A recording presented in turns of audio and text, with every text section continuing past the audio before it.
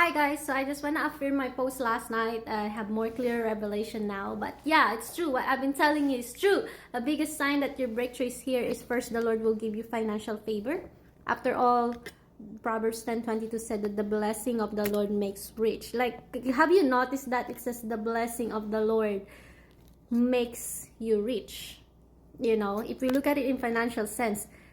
So the blessing is different from the financial breakthrough, because what would make me rich is obviously financial favor, right? At least for me specifically, since what I'm contending for is a marital settlement, for me the blessing is marital settlement. So the blessing of the Lord for marital settlement makes you rich, and it does not comes with sorrow with it. Like, God acknowledged the reality of life for big blessings that will leave a legacy, whether that's starting a family, starting a business, buying a property that you can pass down to the generation after you. That kind of needs some financial favor from God. And then hopelessness. So at least this is the second time I saw this pattern. I hope we can see some Bible stories that kind of back it up. I noticed that after financial favor, everything will look hopeless. Like, if you watched my video last night, one sample of that is before I came to Canada. So I received a big financial favor a year before I came to Canada. And I have no idea at all that I am coming to Canada 1 year later. Initially, as you apply for your opportunity for Canada, everything seems hard. It's so hard to get a legit job offer. You just don't know. You're gonna contact an agency. You just don't know. You just don't know whether you're gonna get it or not. So I had that moment. I received a financial favor out of inheritance. And then few months later, after I received that financial favor, I flew to Dubai. And then, initially when you're in a new country and as a Filipino immigrant, if you're in Dubai, then you should kind of focus there and you should start like kind of investing some work life there. And I was thinking that maybe as much as I want Canada, it's not gonna happen soon. But I did consult some agencies. Like, I consulted one agency. It was recommended by a friend, so I thought they're trustworthy. Turned out that they're scam and they don't want to return money. Fast forward, I did not stay to Dubai more than a year. I didn't like it there, and I understand now once I became a Christian, because the spirit that is moving there is not the spirit of God. I understand now that God kind of pulled me out of that place.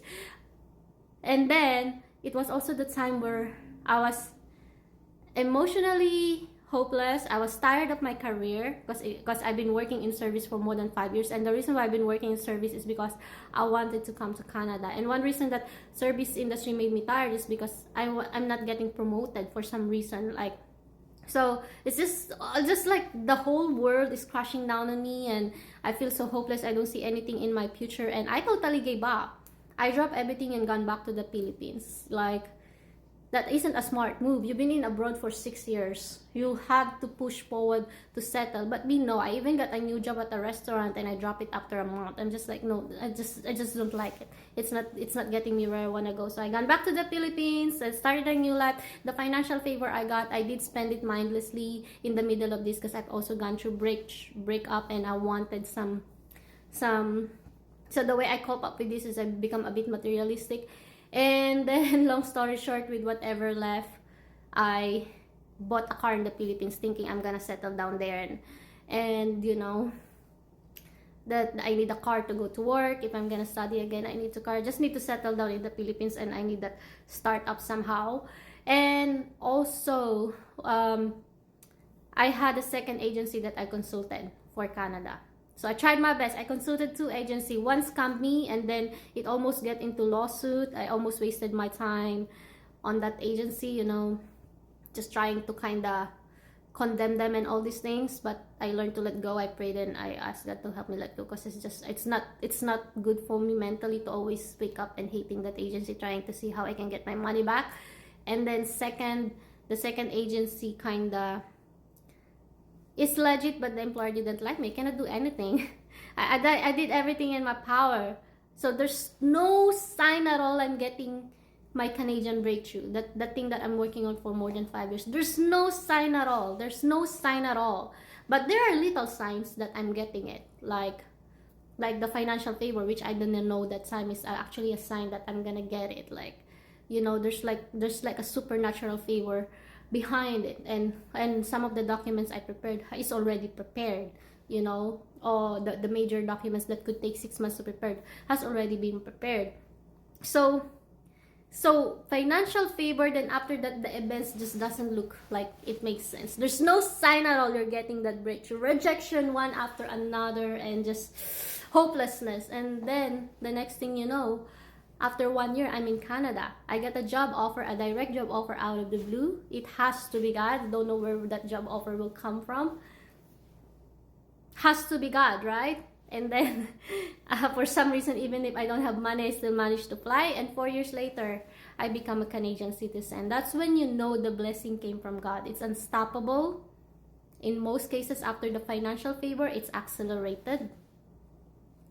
And God will give you the grace. There will be temptation along the way. I had like a lot of temptation because I wasn't a Christian. I didn't know that there's temptation. I didn't know that the troubles I caused myself in Dubai was a temptation, so it will turn me away from coming to Canada. I didn't know that that my brokenheartedness that caused me to spend the financial favor I received mindlessly was a temptation to stop me from coming to Canada.